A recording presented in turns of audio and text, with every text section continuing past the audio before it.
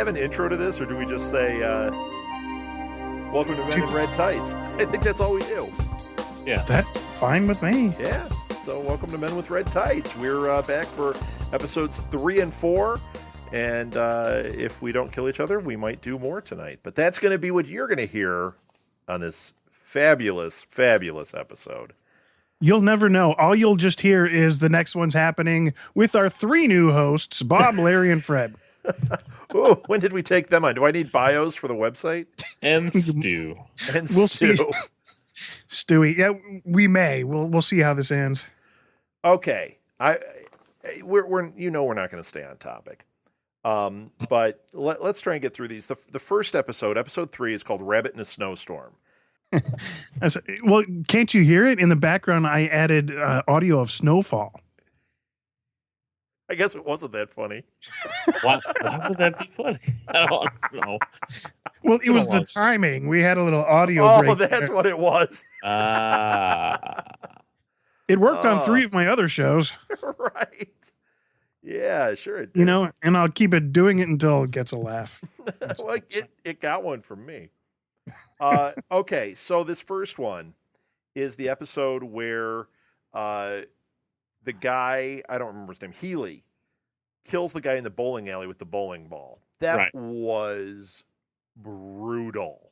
Are we recording? Yeah. Okay. Why wouldn't we be? What, are we just going to cover it that way? I don't know. Like, it just seemed like an awkward beginning. Well, no, I'm just looking at it like this is what we had. Why? What do you want to talk about? Should we talk about something you're else right, than Daredevil? Healy. No, I'll talk about something else. This was very brutal. I mean, this wait, episode got me in trouble because I had it on while my is this the one? Oh yeah, this is the one that got me in trouble with my wife. You had it on when the kids were there, or what? Oh yes. Yeah. Nice. Was it all the kids or just your son? All 3. They were playing. They weren't paying attention, and then they walked in at the scene where Healy spikes himself. Oh no! Oh, you went that far with them? Yes. Oh my gosh! When Healy spikes himself, they weren't paying attention. That was unbelievable. Did you guys see that coming? No, but let's start back at the beginning. I'm sorry. All right, maybe I'll hit record this time. Yes, there you go. So, all right. So we had the bowling alley thing, and we find out pretty quickly that he wants to get caught. So this is obviously a Kingpin setup, right? Right. And I'm trying to remember because they, when you start watching these, they kind of bleed together. But at this point, we've only heard Kingpin. We haven't seen him yet, right? It's this episode is the one where we see him at the end. Correct. Okay. So at this point, we haven't seen him, but we know that we already know because we know Daredevil that he's pulling strings. He's making things happen here. The guy ends up going and hiring Foggy and Murdoch. I mean, it was Wesley that went to him, right? Yes. Yeah, it was Wesley. Now, do you guys think that Wesley, because Wesley says later that the reason that they went with Nelson and Murdoch was because they were completely clean. They had no baggage. Do you think that's completely accurate, or do you think they were set up in some way? Is there something more nefarious going on here? Because Kingpin seems to be playing chess, and no one else knows they're on the board yet. Well, I think they're a wild card team because it's kind of played that way that because they helped out in the first 2 episodes, and they got close to the operation that Fisk was running. Right. So well, I think it was more of he sought them out on purpose. That's what I was thinking because of Karen, right? Yeah. Yep. Yeah, and to get them on the payroll and to get a trail with these guys. Exactly. Yeah, that's what I thought. But it is interesting that Wesley just says that, hey, they're green. They don't have anything. And you know what? There is a slim chance that is what it is, that they're looking at these lawyers and go, these are guys that have no baggage. We can do whatever we want with these guys. So it might not be that the dots are connected, but I have a feeling they are because Kingpin seems like the guy who would have those dots connected. Did you guys go to sleep? What happened? No, I'm thinking about it, but yes, I'm with you I'm there. Actually, Did the hamster die? I heard the wheel kind of turning, but yeah, Stop. very slowly. Need some WD-40 for that wheel. Yeah. No, but I'm with you. I mean, I do think that you can think of it that way, that maybe they were recruiting new talent, looking for some young, fresh, up and coming law firm that they can control from the beginning. Right. And I wonder if it was that simple. But now that you mentioned the Karen thing, maybe not. Yeah, Hey, I don't think it was. Although maybe Wesley thought it was, possibly. Maybe that was what he was told, because I mean, I don't think that Wesley is in on 100% of what Fisk has going on. So yeah, then we've got Wesley getting in the car, and Matt. I thought this scene was really cool when Matt was following Wesley because he knew something was up, and you see that thing. I love how they're doing this. How it kind of blurs at the edges a little bit. It's not super obvious, but it's kind of like what his sonar is picking up is kind of blurring around it. So you can see it kind of blurring around as Wesley's walking down the street, drawing your focus to that. And he gets in the car, and all you hear is him say, "It's been taken care of, sir." I love that, because we're still in that mystery of Fisk. They're teasing Fisk this whole time. No, and I agree with that. Why are you laughing at that? I don't know why Jack was laughing. I'm just trying to go through the episode. It's not like a regular Nuff Said where we end up talking about the Wendigo and all that kind of stuff. I'm trying to cover the episode as best I can, but we can forget that if you want and just talk about Daredevil. Daredevil's sweet. No, but I did like this scene. I really did, and you're right. I mean, I like how, well, maybe it's something wrong with your TV, but no, I'm joking. No, it's my cataracts. But how they did distort some of the scenery when you're looking at it from Matt's view. Yeah. And I thought that was really cool. And it was so subtle that unless you were really paying attention, you wouldn't really notice. Well, and I think it was here that it was really kind of hitting home for me, because I'm noticing it more and more, how they do that. I think I noticed it in the first ones, but this time it just really, when he was walking down the street and there was that just subtle focus thing, it really stuck out to me. So, okay, rather than going beat by beat, are there any standout scenes in this one? Things that you guys were like, oh my gosh. I mean, obviously the action, the bowling alley is unbelievable. And the guy, Healy killing himself is unbelievable. I mean, unbelievable. That fight was incredible. But when he did that, that just showed how powerful Fisk is. I mean, think about that. Like killing yourself by jamming your head into a spike. That's nuts, man. Yeah, that was. It's funny. This had a lot more violence, I think, but it wasn't. It was part of the action. It made you really believe that Fisk is that bad, and we really haven't seen much of him, but it gives you that feeling of this guy has that kind of power. Yeah. Definitely. And the bones sticking out at the bowling alley. Good gosh. Oh yeah, when he broke the guy's, what was his arm or his leg, and the bones popped out. Oh, God. Oh, gross. So what stood out to you guys? Go ahead, Jack. Oh no. Yeah, you go. I mean, we've talked about it. I mean, the thing that stood out to me, and I guess probably because I got caught and was being yelled at during that scene, was where the assassin, because he was an assassin, really, basically took his life and put his head through a fence post. Oh, like that whole scene, you weren't anticipating that coming. That just he lost a fight to Daredevil.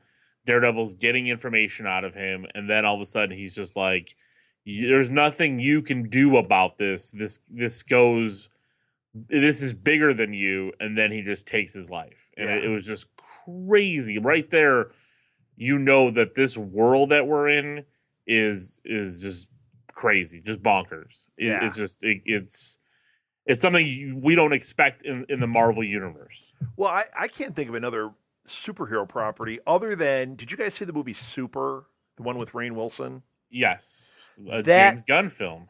that one had the ramped up violence. Yes, it did. Remember when she gets shot? And Oh yeah, yeah. So I mean, that was about the only thing I can equate this to, where it's just like shocking, over the top. But that was actually more. I don't want to use the word grotesque, because really this was grotesque also. But in Super it was more sensationalized. This is grittier. This is like, right. when it happens, it's not like we see everything. We see enough that it's real. It's very visceral. That was a rough scene, man, and I really didn't see that coming. And it's funny. I watched it twice, and on the second viewing, it's been a couple of weeks since I've watched it. I forgot he did that, and I was like, something happens here. Boom! I'm like, oh my gosh, you know. Yeah, I think that's a hell of a scene. Jack, you got one in this? I like the legal element that they got to. It's the business is building up, and you have this whole side story. That Matt and Foggy are lawyers. Yeah, and actually start to take them into court, and that little interplay. Wesley has set them up, and it really seems like Matt's almost kind of sold out, but he's using this to kind of he's doing it to get information. He wants to get closer. Yeah. And which floors Foggy, because he's not privy to anything that's going on. He's right now he's the completely oblivious sidekick, and he's thinking, aren't these the kind of guys that we didn't go into business to represent? Right. We could have done that at the other law firm, which they left, where they interned for. Right. So I like that element. You have the superhero, but you also have the storyline and the interplay. Yeah, well, that brings up another scene that I thought was really cool. I liked when he was in court. I always like courtroom dramas. I always think those are cool. And I think that this was a good one. What he said in court was really cool. And how he found the juror when he was listening to the heartbeats. Yes. And then Wesley walks in, and you just hear that tick, tick, tick. And then you see Wesley, you're like, oh, he hears his watch. He knows that's Wesley. That was really, really cool. That was very cool. So yeah, the stuff in the court, and I enjoy that whole lawyer thing. And now I know, I think, Alil, on your show, wasn't there a lot of hate getting thrown around about Foggy? Not a lot. I think Steve was the only person that didn't enjoy him, that didn't believe his acting. Okay, because I don't see that yet. I mean, I'm really enjoying him. Yeah, again, I had no problem with Foggy. For some people, and I think Steve might be in that class because he's a bit younger. You see the kid from the Mighty Ducks. Oh, and sometimes so if that's the only thing you've seen him in, it might be what you're projecting. Yeah. See, I don't know if I ever even saw the Mighty Ducks. I wouldn't know that was who that is. I'm sorry. I don't know if I ever saw it. That's right. You hate sports and America. No. Being a little older, I see a lot more of Philip Seymour Hoffman in him. Yeah, I get that.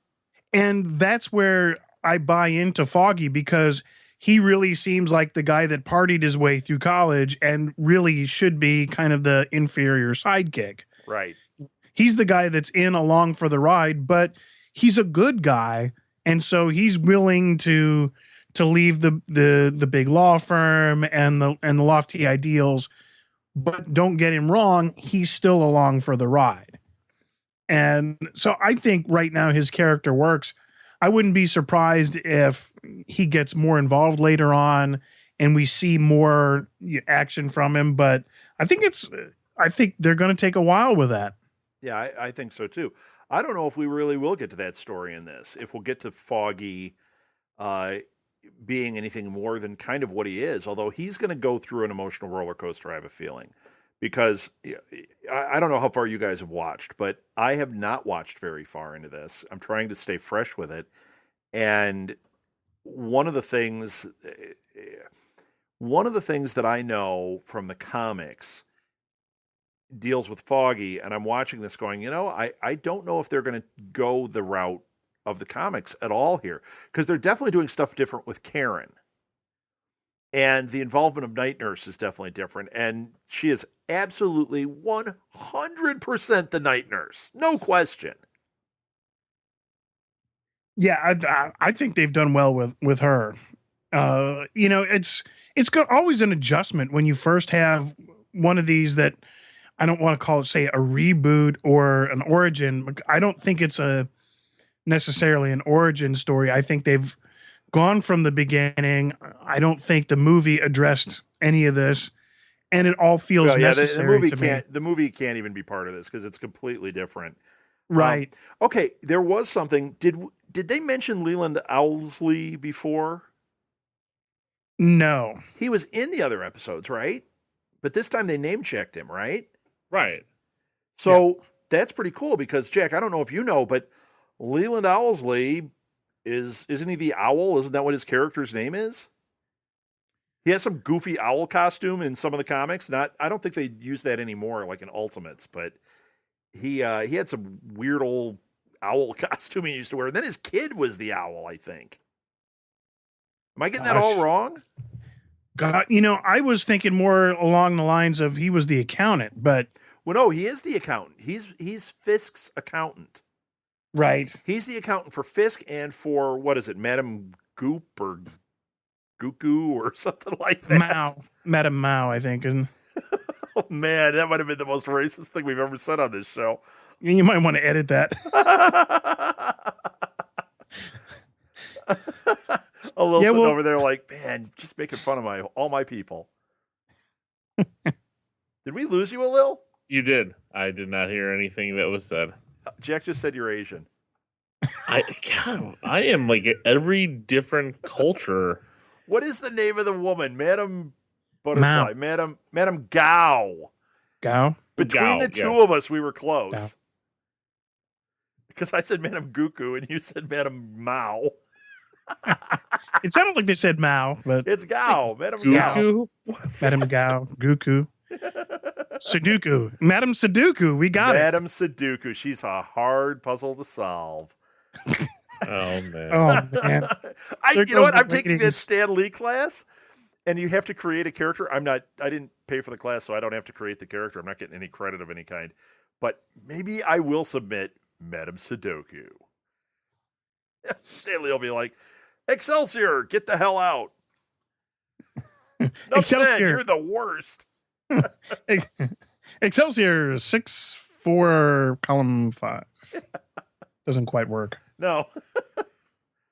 There are no E's on Sudoku. So what were we talking about with that?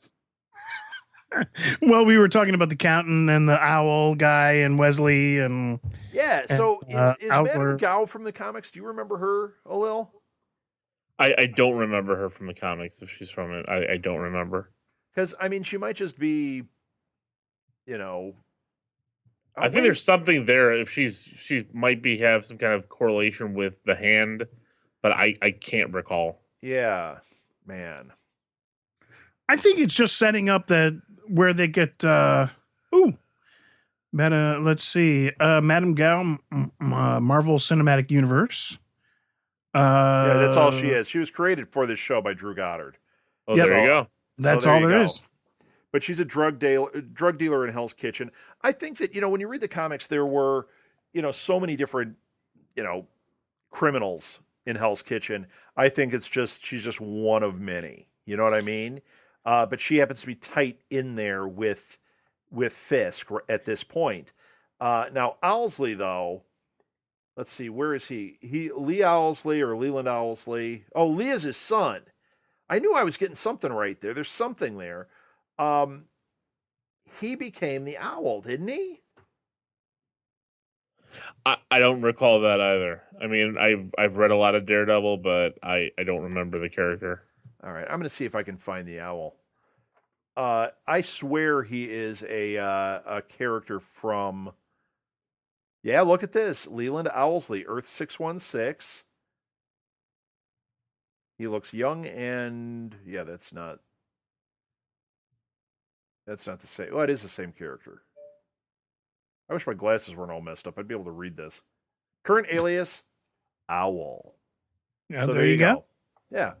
So he is the guy, but he used to, in the old comic, he had like goofy glasses and like his hair went up.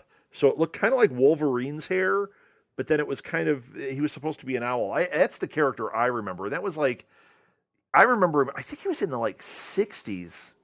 Man. Oh, it's been so long. When I heard the name Leland Owlsley, it reminded me of that character. And it's like, I bet that's the guy. It's either him or his son that becomes the owl. So I doubt they'll get to that in this, but you never know. I mean, things are definitely happening that we're not. They're definitely planting seeds that we're unaware of at this point. Right. So, what'd you guys think about the scene with Fisk at the gallery? I liked it. I mean, I thought it was cool. I mean, it was good. I think it kind of showed that. I thought it was a great introduction to him.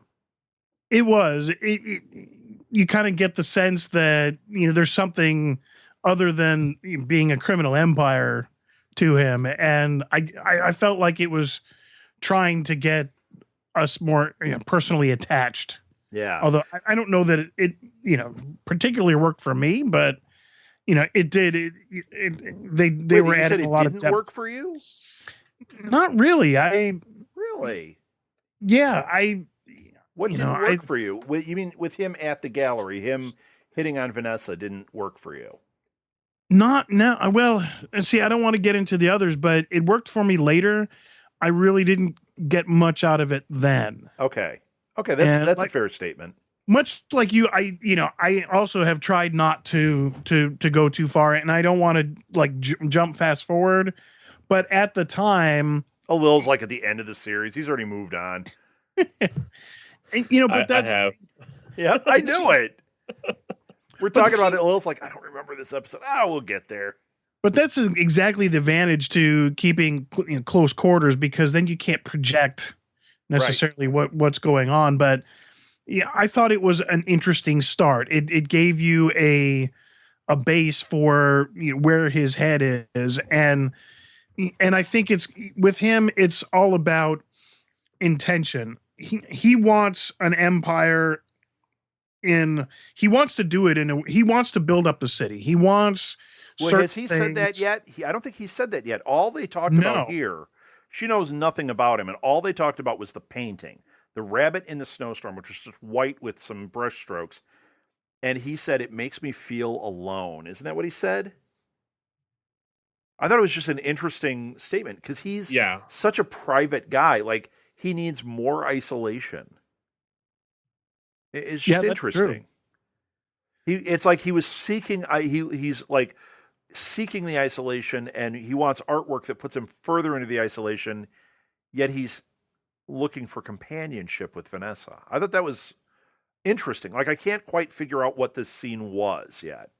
Well, I think it's that balance between being the big man on top and still being a real person. He still has feelings. He still wants a mate, but and I really hate to say this, but much like Spider-Man, it's just not going to happen. Right. Well, no, Spider-Man, it happens. He has to push it away. Right. Kingpin, I mean... It's similar, though, that it's just not going to work. He's in that position where, he's either always going to be trying to blow something up or to kill people, or people are going to be coming after him. And dating in that instance is near impossible. Don't you wonder about that with the supervillains? Like, how they have, like, relationships and things? Like, you would have to be a supervillain 24 hours a day, 7 days a week, the way they portray him in comic books.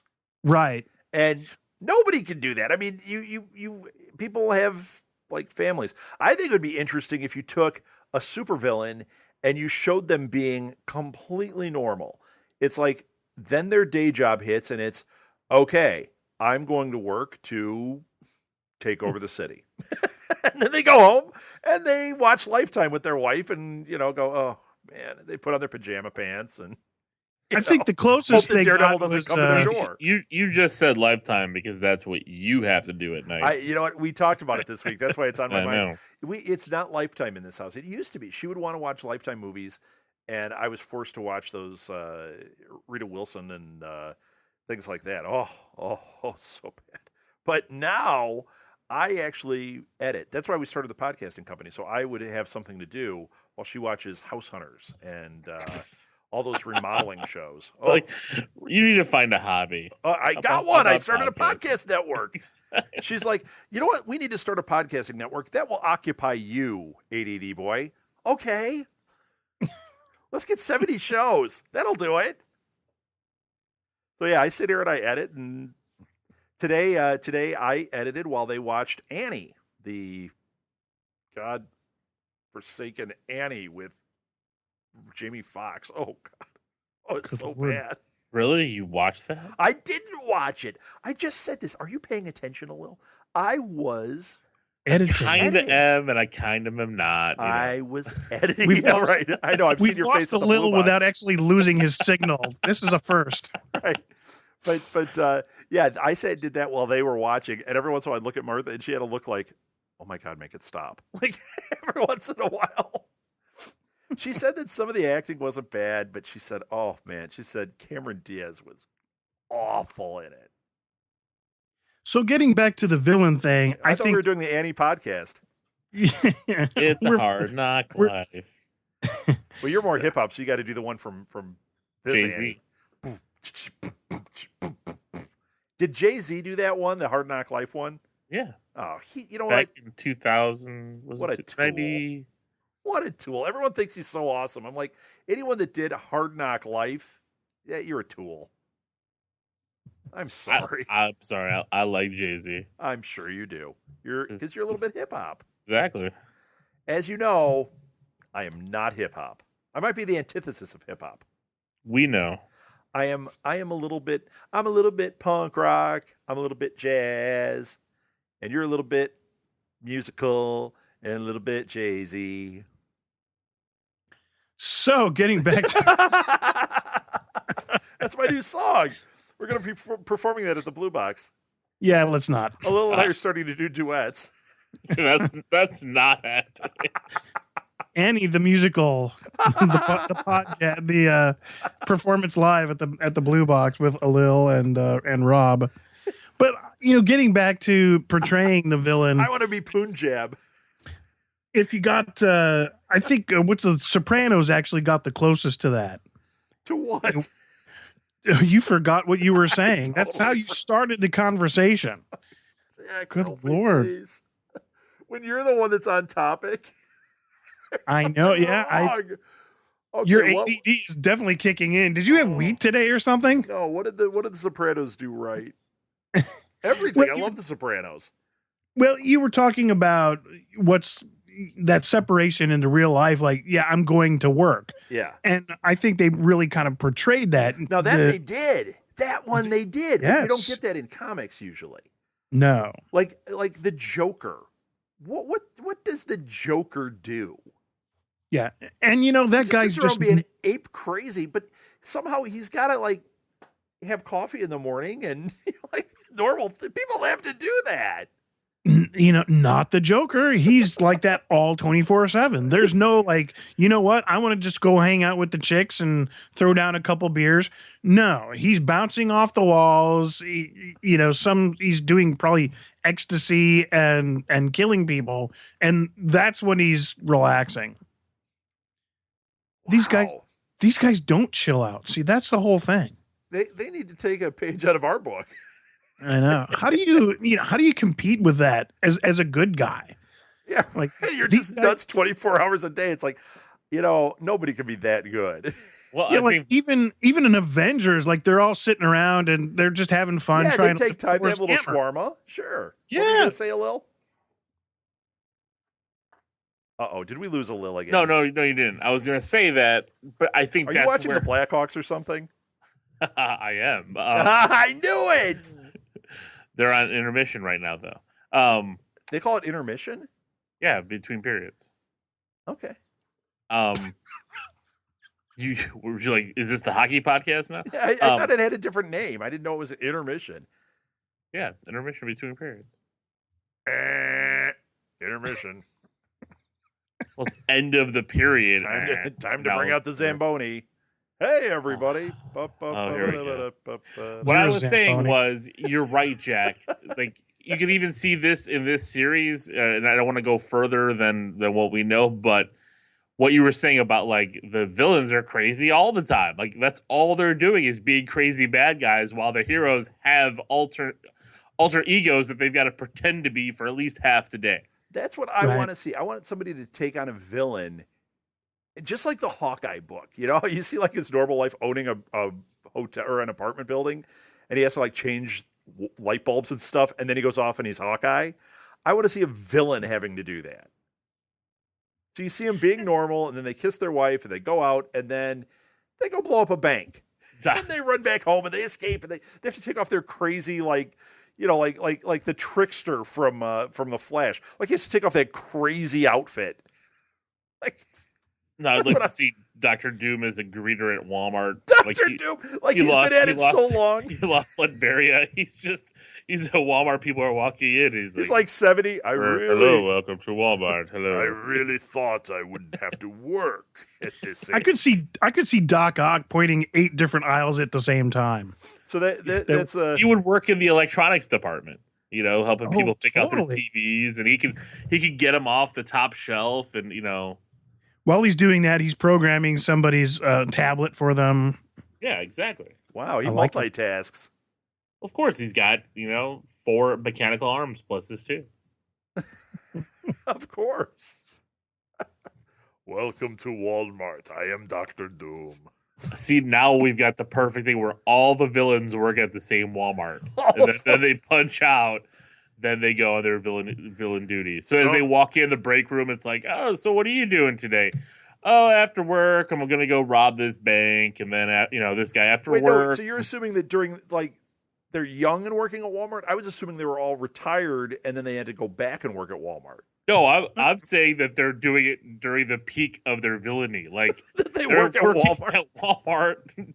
Because they need the health care. They need the insurance. They need the insurance. Everybody needs the insurance. And so they're working different shifts, and sometimes they cross over, and they're like, "Oh, what do you got today?" He's like, "Oh, well, I captured Captain America, and he's back at the lair. He's tied up. So hopefully afterwards I can go kill him." Ooh, I almost missed my shift.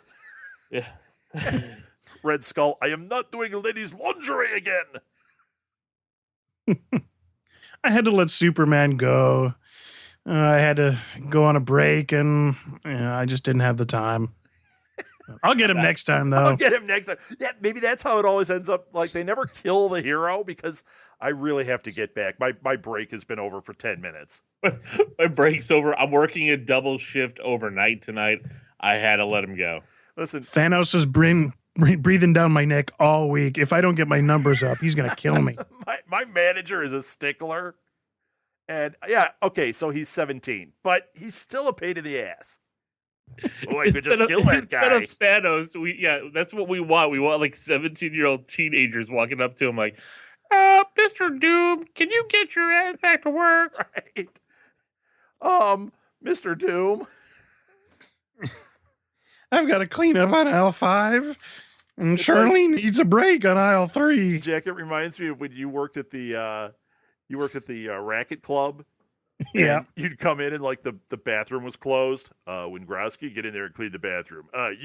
Doom, get in there and clean the bathroom. Why does it say out of order? Baseball team used it this weekend. Go. Oh, the baseball team. Yeah, that was remember terrible. that story, Jack? I do. I told it to you. How could I forget? I was the one that was there. Well, you never know. It was like a nuclear accident. 3 Mile Island. Yeah. thing was glowing when I got in there. It's like, good God. So how do we get that from The Sopranos? I don't like understand. the Love Canal. What? I don't know. I forget. Let's move on to the next episode. Moving it right ahead. The next episode is episode 4, In the Blood. Ew, gross. After that conversation. Oh, God. So, speaking of gross things, we see the Russian brothers in prison, and the guy's made a blade out of the other guy's rib. And then he cracks another one off. Ah! A gift. Oh, so gross. Was it a gift from Anatoly? I forget the guy's name. No. Anatoly was the one brother. It was Vladimir and Anatoly. It was the other guy was like, I don't know. Alexei. Yeah. That's right. Yeah, so we see those guys, and I thought they were going to end up being the big bads for a while, but they don't last real long as the big bads in this. No, there's too many big bads for that to happen. Like they had to start dwindling it down. I think that what it shows you is Fisk is the big bad, and everyone else is expendable. Everyone else is going to go by the wayside at some point. Yeah. You know, the minute they are not in good graces with Fisk, they're done.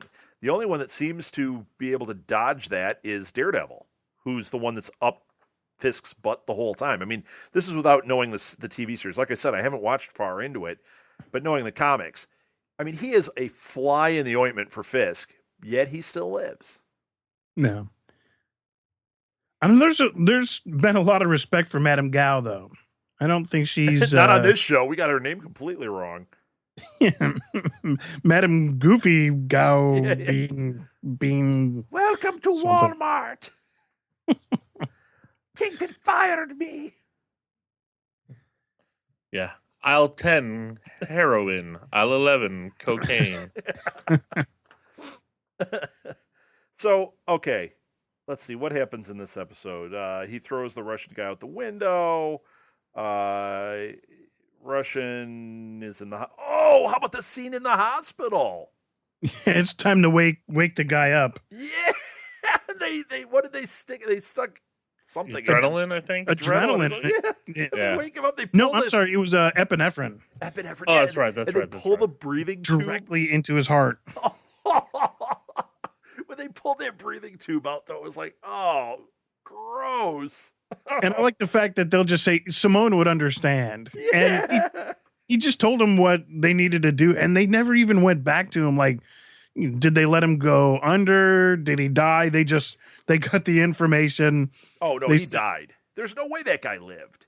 Oh, yeah. But I love the way that once they got the info, that was done. That. Yeah. It was done. Yeah. They're done with him. We don't need to know. And I thought that was like that classic Russian mafia mentality. You feel in the middle of it.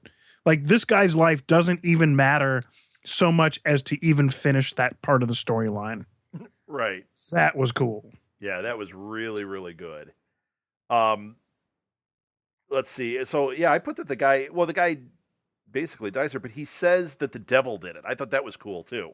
Because at this point, they don't know. He hasn't been name-checked as the Daredevil, and he doesn't have the costume, but this guy said the devil did it. The devil is the one that killed him. So they're assuming that it's the guy in the mask had killed somebody. I forget who. Or no, that had thrown him out of the window. That's what it was. So why did you guys just go silent? Are the Hawks doing okay, OL? No, it's still intermission. And no, they're losing 3-0. They're getting destroyed in the first period. Uh-oh. Are you going to get sad at the end of this? I might. But we'll be done well before this game's over. Okay, good. And then I'll cry not by if we keep talking about Walmart. Well, that is true.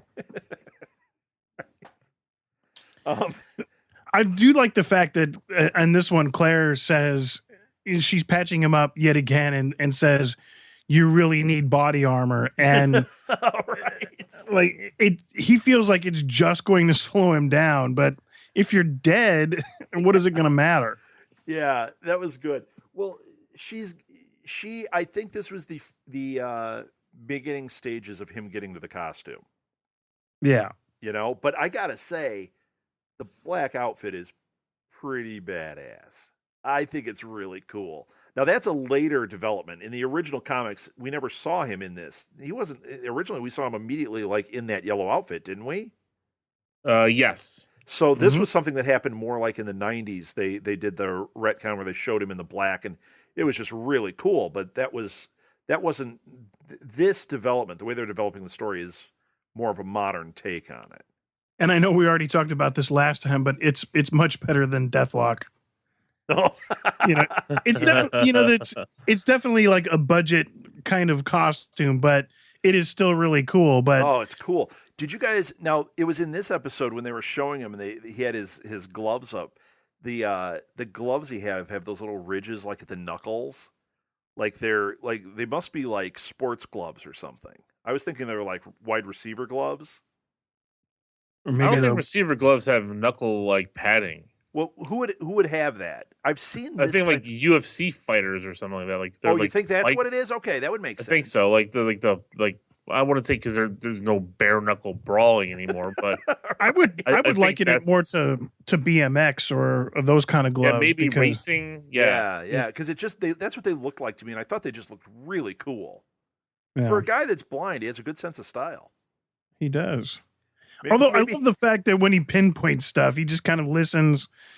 Yeah, there's the Hawks just scored. It's yeah, when he spaces, it looks like he's spacing out a little bit. yeah. Yeah, Are you talking about me? No. yeah, we are. We totally are. And then when a little spaces out, starts thinking about the night nurse. Oh, Rosario. Yep. Yeah, so this was a big night nurse episode because Claire got the crap beat out of her in this one. Oh yeah. Man. And that scene, okay, let's talk about favorite scenes. That scene in the garage. First they have Claire, and I was like tense through that whole thing. Like that was pretty rough what they were, and the guy was like threatening to bash her head in with that bat. Lights go out. I love it. She's like, now you're going to meet him. You guys wanted to meet him? Here he is. Yeah. That was awesome. And the way he took them out one by one, it reminded me of Batman. Remember in the I think it's in the Tim Burton Batman when the guys are running through the thing and he's picking them off one by one. Doop, doop, doop, you know? And they didn't make that noise, of course. But it just reminded me of that Batman thing. It was really cool how the guys, like, they're just shooting and one by one across the room, they're just all disappearing. And then that last guy, he's like, I'll kill her. I'll kill her. And he gets the jump on him, of course. And then Claire clocking that guy with the metal bat. Oh yeah. Aluminum bat. Sorry, Alil. And know you even like hear to the be little specific about your sports gear. You had the little like fake dink. I know it had the dink. It's great. like it's almost when you're watching like Little League or hear somebody hit it, your heart almost just goes, oh man, that's not what. But in this case, I love the fact that it made that. Wait, were you talking about Alil again? Yeah. That it made that sound. It was a perfect aluminum bat sound as it crushed his head. You know what kind of got to me though is that that kid that's always kind of hanging around. Yeah. And he posed a lot of problems last time. So he's walking around and they're looking for her. They're trying to find Claire, Well, and they see him walks right into the room again. Yeah, and he's got I mean, what is this going to happen? How many times he's just kind of sitting there with his like, grin. Yeah. No. Hey, what's going on, kid? Yeah, as soon as I saw that kid, I thought, they're going to capture Claire now. Yeah, it's like every time he shows up, somebody's screwed. Yeah. It's like, hey, dude, why don't you stay in your own house for a couple weeks? Yeah.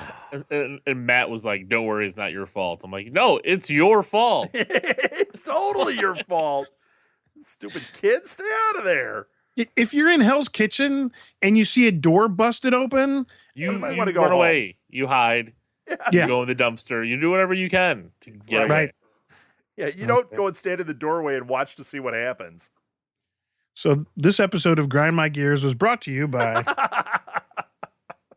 Walmart, apparently. Walmart. So maybe we can get a sponsor. yeah, maybe, right.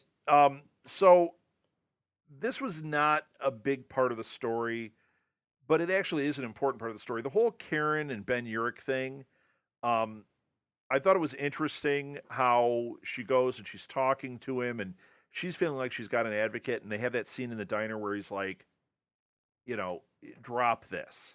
Yeah. And he Actually, says everyone's involved and you just got to back off of the whole thing. But then the second time he tells her it's essentially the same thing where he's like, just sign it, just be done with this. But then I love this because he's like, you can't talk again, but I'm not the one signing it.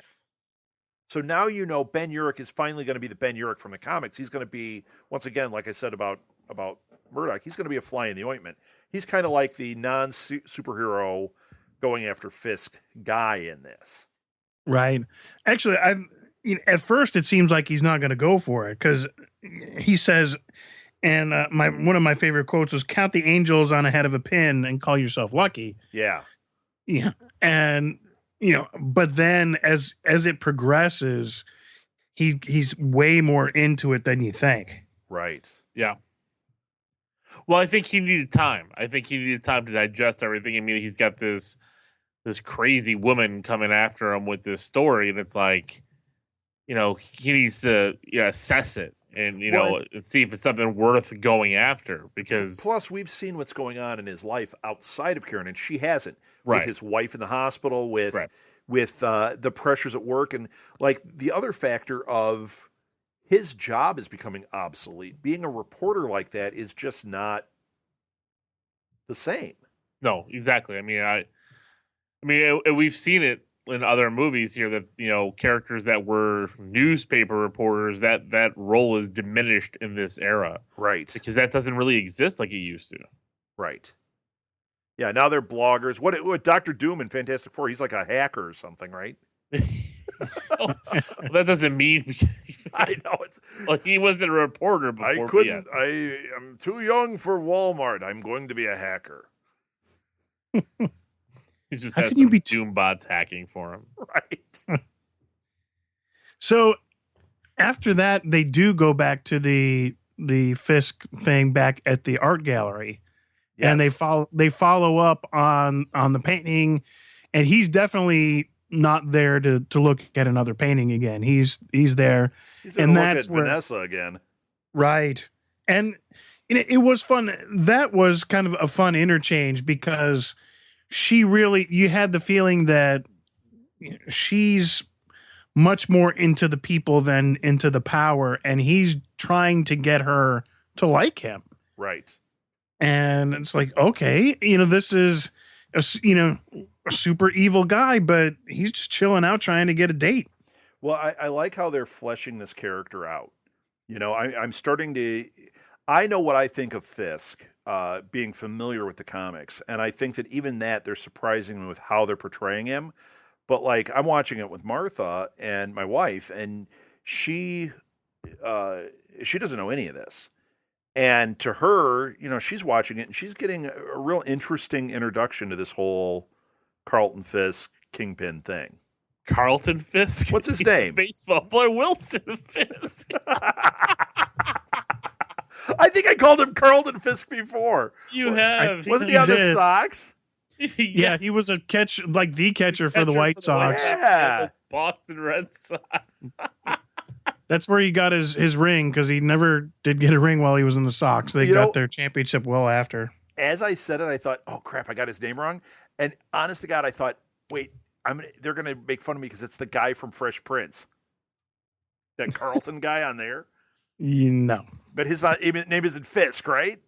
Right. Okay, Right. good. I swear that's what I was thinking. Like, oh God, they're going to make fun of me for that. But I'll take Carlton Fisk, the baseball guy. We make fun of you for so many other reasons. Yeah, I know. I mean, Oh, it wouldn't be fair to do that to you for that. true. All right. What if he was Carlton Fisk? What if? Oh, man. What if that was his day job? Wilson Fisk, during the day, is a catcher for the White Sox. That would No, be he's a re- catcher for the Red Sox and gets traded and has to go to the White Sox. Now he's got to set up his evil empire in another state, but he's still got to get there at 1:32 for his game every day.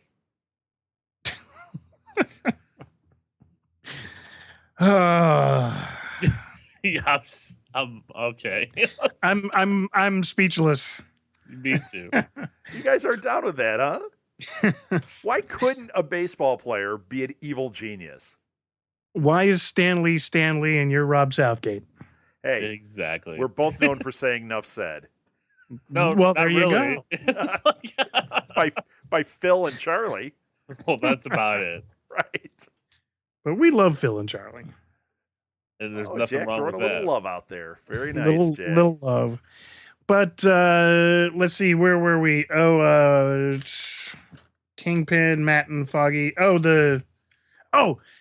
It's funny that they match every hero with a villain. And Batman created the Joker. Yes.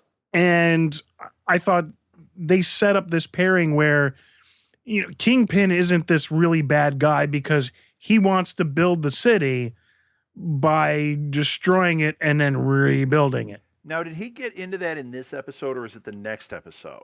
He starts talking about it. Right? He starts Yes. this. You're right. Yeah. He wants to build up the city. Yes. Later, I think they get into more specifics, but he definitely is coming at this for this is my town. This is where I grew up. I'm building because he references it later where he says, "I'm not lying about." Right.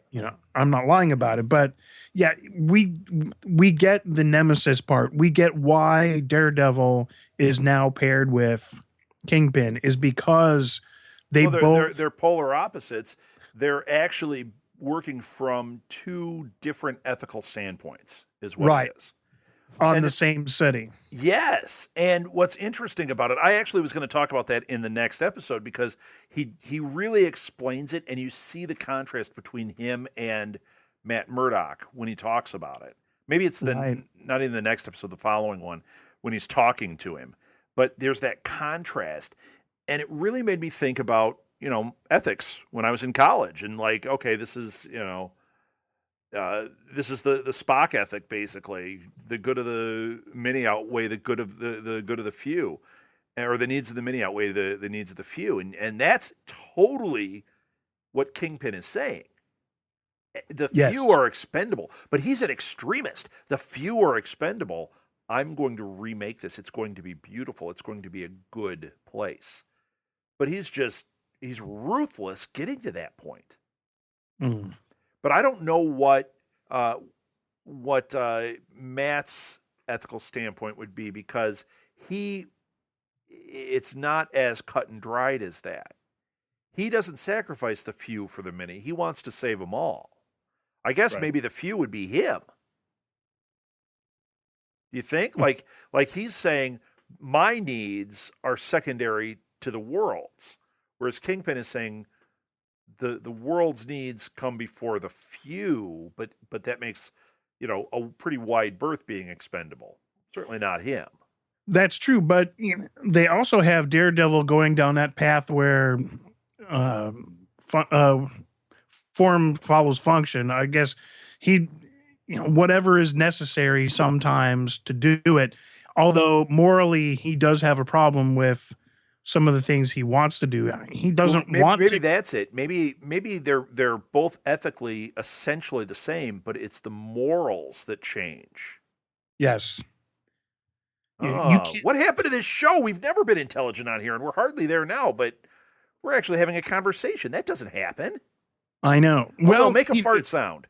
I was gonna say it's because I stopped talking. Yeah. We lulled a little to sleep. Yes. Shh, it's okay. Have dreams of the Hawks actually winning. Oh man, these. Yep.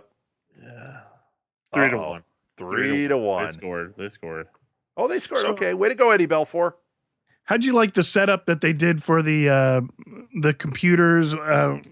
Foggy and Matt Foggy was complaining to Matt and said, look, I want faxes and copiers and machines like I had at the law firm, and and the very thing that that the secretary is Bids talking on.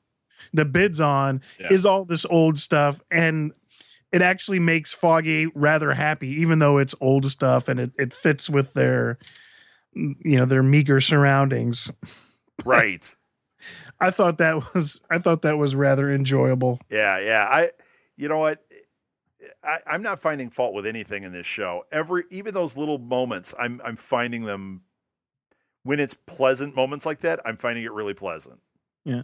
And I think it goes with that Marvel cinematic thing or TV, whatever you want to call it, is that humor is always going to be an element, that there are always going to be these lighthearted, funny moments. And I think that's one of the things that makes Marvel so great is that at some point you're just going to have a little stupid chuckle. Right. Yeah. Well, I enjoyed that. This was another one of those episodes that it was kind of a transitional episode. It was giving us a lot of setup, which I think we're going to find comes out in the next couple episodes. But I didn't feel the transition as much because they had so many of these like intermediate elements that I did, when we're watching Agents of S.H.I.E.L.D., when they're doing a transition show, it just feels like the action is moving so slow. Oh, yeah. No, not here. This is not. When I say transition for this, it doesn't feel like that. It's because there was something at risk, and it was still moving the story along. I mean, I think that's Right. it with everything with Rosario Dawson's character.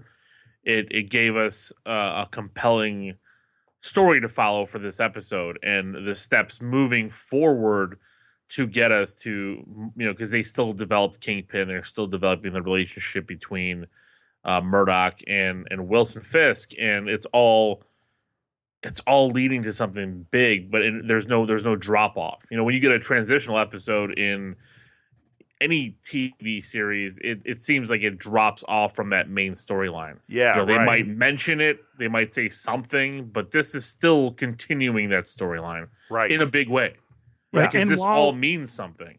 While Fisk is getting a girlfriend, he said, "What? Who are you? Just a man enjoying the company of a captivating woman." And you go from that to Matt is patching up Claire, and they're having these real tender moments, and it's like they're starting to get together, and I'm just like, well, and are they getting together? I mean, they are having the moments, but and in the comics, doesn't he end up with Karen?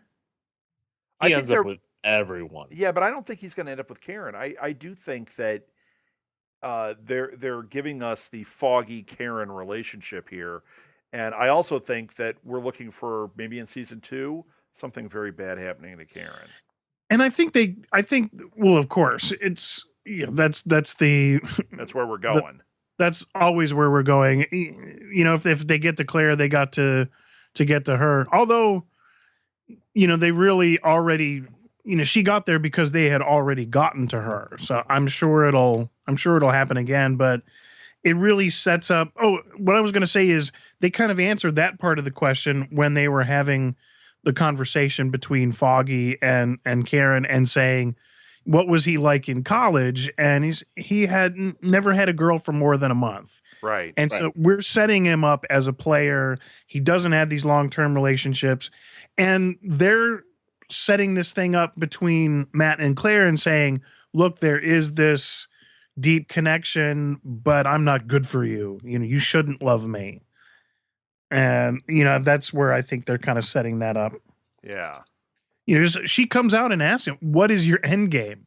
What's going to happen here when everything's over? And he doesn't know. She's at some point, Claire's going to want that stability. She's going to want things to settle down, and he's not going to happen. Do that. No. When you say that's the Spider-Man thing, this is the Spider-Man thing. Yeah, exactly. And because he knows even when this is over, it's not over for Hell's Kitchen. Right. Never over for Hell's Kitchen. Right. Always more. That's why they call it Hell's Kitchen. Yep. So speaking of more, how did the guy where one of the Russian brothers breaks in on their date and Oh man. And he- what an idiot! yeah, and it embarrasses Fisk and causes her to This is Anatoly or whatever his name is. yeah, it comes in and now the date is over. She knows that he's some sort of super bad and Yeah, she yeah. probably doesn't want anything to Which do with She him. probably knew before this, but now it's very evident he is dangerous. Right. This guy walks in and like 10 people from the restaurant all get up to his That was an aid. awesome scene. Reminded me that of was like great. it reminded me of like the Untouchables. Right. You know, when it's like it seems like everything's normal, and then boom, the whole room is filled with Capone's guys. Right. You know, I really thought I didn't see him being killed at the end of that. I thought, you know, No, he I went, know. Oh, I did. You thought he was going to get his not that way anyway. That was Not that way. I thought he was gonna die. Yeah, I didn't thought think he was going to die. die. I thought they were going to beat him and make an example. Like, this is why you don't. Because they've been setting up the Russians saying Fisk's name the entire time when they know they're not supposed to. And so I thought there was going to be a little lesson learned. He was going to go back. But this is setting up a big giant war. He's done with the Russians. And he's also mad because he's so embarrassed in front of the girl that he just crushes the guy's head in the car door. It was so brutal. I mean, but I took it that they stepped out of bounds one too many times. Yeah. And this is why. I mean, right when he got in the car, I'm like, he's dead. This is it. I mean, I did know he was dead. I just didn't know it was going to be that. That was unbelievable. Well, and that's what shows you how unhinged Wilson Fisk is. Like, and to me, that was the Kingpin from the comics, because I remember that happening in the comics where it would be shocking. It was like, this guy gets his hands dirty every once in a while, and when he does, it's brutal. You can't be the Kingpin and not have that kind of leadership. Yeah. You know, when he decides to get down and dirty, that's when people die. That's when people are hurt. Yeah. And even the Russians were our big bad for quite a bit now, and he just crushed him. Yeah. Literally crushed him. They're nothing now. Yeah. Yeah, that was excellent. But it's a great setup for what's to come. I mean, it's a great setup for what we're gonna, what's gonna happen. I mean, you said it. It's a war, and who's the war gonna be with? Yeah, and I don't want to get into the next episode yet, but you can see here that it's either gonna be a war between Fisk and the Russians or their entire cabal, or it's going to be something else. And right, it's gonna ramp up what's happening in Hell's Kitchen for Matt to deal with. Yes, and I did love the fact that during this whole exchange that Wesley's like looking at his nails, trying to look away, and finally just kind of walks away from the SUV. Just very disinterested. I don't really need to be here for this. And after we get a look at the suit, and did it have some sort of mesh underneath? Yes, there was. Yeah, it's some sort of protection. And then all he says is, "Inform Mr. Potter, I'm going to need a new suit." That was just great. Like the emotional part was done, and it was completely back to business. Yeah. It was great. Oh, it's fantastic. Well, is that it? Did we talk these two out? I think so. All right. Well, let's wrap it up. And 3 other things that we weren't counting on. All right. We have figured out what retired supervillains do, and apparently Carlton Fisk is a supervillain, which is kind of an interesting thought. Well, I guess this is the point where we say thank you to our Patreon listeners or subscribers, or listeners too, right? Thank you so much for supporting this and for being a part of the show. Right now, I think we only have 3 supporters on Patreon. So the three of you are very special to us, except for Lil. He seems to not care. I don't know. He kind of a jerk, you know. Um, so Eric, I'm gonna read the names here because all we have Eric Telato. So thank you, Eric. Thank you, Spider-Man 360. And Spider-Man 360, I actually is a fan from our Ever After podcast that would tweet all the time and correct me on there. I think that he's given up on correcting me here because it's just way too much wrong. And then Hardboiled Greg, which is just the greatest name. So thank you, all three of you. Tell your friends. Hopefully we'll get some others joining you as we go forward with this Patreon pledge. And I'm going to talk about it here because I'm not going to talk about it on the other show yet. But you guys don't know this. Israel did a stop motion for us today. It just came out today, where we take a little clip from the show and he does a stop motion. I've already got another clip that I want to use. Believe it or not, it's one that I'm not on. But I have an idea. We are going to do, and it happened actually organically tonight, and it made me go, oh, yeah. Do you guys know, well, I know you do a little, but Marvel always did these great what-if books. Yes. And I always enjoyed those. What if Captain America became president? What if Doctor Doom went to the moon? I thought it would be funny if we explored a what if every once in a while, which we did 2 of tonight. And we clipped those out like a minute and a half clip and let Israel make those into like a video series. Nuff Said what if videos. You guys like that idea? That'd Sounds be fun. good. Yes. So I think, you guys that are on Patreon, if you have any good what ifs you'd like us to kind of talk out, please send them in. If they happen organically, we'll try and clip them together, but just real short things. It took him about 4 hours to make that 3-minute clip today, so I don't want to tax this guy. He's only 15, you know? Yeah, I was going to say, man. Him building a Walmart display and having his superheroes work, that might be a little... No. He would do it the way work. he did it. He would do it the way he did it. He uses cardboard boxes and stuff. No. What's even worse than that is I also told him, because he finishes school in a couple of weeks, I'm like, good, because I've got a project for you for the summer. He's going to do a vlog. It's going to be what we're working on is him doing a vlog of him basically listening to Nuff Said and then talking about what we talked about, like a very meta, like we talk about the show and then he talks about our show. Did you guys go silent on that one? I didn't seem to need a response. It seems weird, right? Yes, very weird. It seems weird. But did you guys see the video that he posted where he was talking to the DC fan? You didn't, obviously. I didn't see that one. Okay, No. there's a DC fan. This kid was a real tool, man. He's got his Nightwing shirt on, and he's just, you Marvel guys, you're all gay and that. I mean, he's saying stuff like this, right? And it's just full of hate. And Israel took that and then filmed himself like going, what's wrong with you? Like, how does sexuality come into it? How does the fact that, Joss Whedon's out of shape have anything to do with whether Avengers was good? Like, this is what the kid was attacking him on.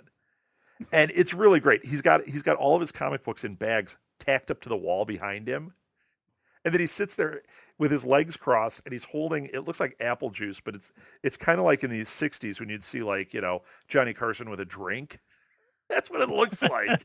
And I saw that and I thought, what if he did this? Because he always writes to me about our show. And I thought, wouldn't it be cool if he did a review of what we're doing? And I told him if it works, Lil, since you and I are local, we'll join him sometime. I just want a little 5-minute thing, but one of us will go in and be like his special guest to talk about what we just talked about. You like it? Sure. I think it's awesome. That we would okay. I'm just trying to play this out in my head. Like I like what you're saying he did with the DC fanboy, like where he goes in, but it's like I don't know, like him reacting to us talking and then us talking to him about him reacting to us talking. I'm like, it's so awesome. This It's totally went in awesome. a direction I wasn't expecting. Well, think about it. Think about it. Does anything we do go in the direction you were expecting? No. There you go. I think it's an awesome idea. I think it's really funny. And like, think about it. With super connectivity, that was supposed to be a blog about Marvel stuff. And then I said, why don't you talk about what's in your blog and make it a show? And Charlie was like, great. Do you ever listen to the show? He's not even writing the blog at this point. They just talk about Marvel stuff. It just became this other thing. That's what I think will happen here. I love it. I think it's very funny. He even wanted to do a Skype one with Jack. I think that would be funny too. I wouldn't even know what to make of that. Yeah, you would. Because he'd be like, Jack, remember when you said this? It was really cool. And you'd be like, yeah, it was cool. Like, I said, what? Yeah. I wasn't even there. Wait, I got to scrape this dog poo off my shoe. Yeah, I don't remember that one at all. No, I didn't watch that. I didn't listen to the episode. I didn't watch the show we were supposed to watch. What are you talking about? I could be think a it's very collection. meta. Oh, yeah. If it works, All I think right. maybe we'll get him to do it for League of Geeks. We'll just talk about you guys, just randomly on our show. Just talk about how much we swear. That's about it. They swear a lot. You guys, I learned so many new words. you probably don't even like girls. Yeah. Of all the things you say. All right. If Are we we ended done? this, what are we doing? Are we still doing a podcast? We are. Thank you, Patreon subscribers. See, we ended it just like we should. Thanks a lot, everybody. That's it. Enough said. Enough said.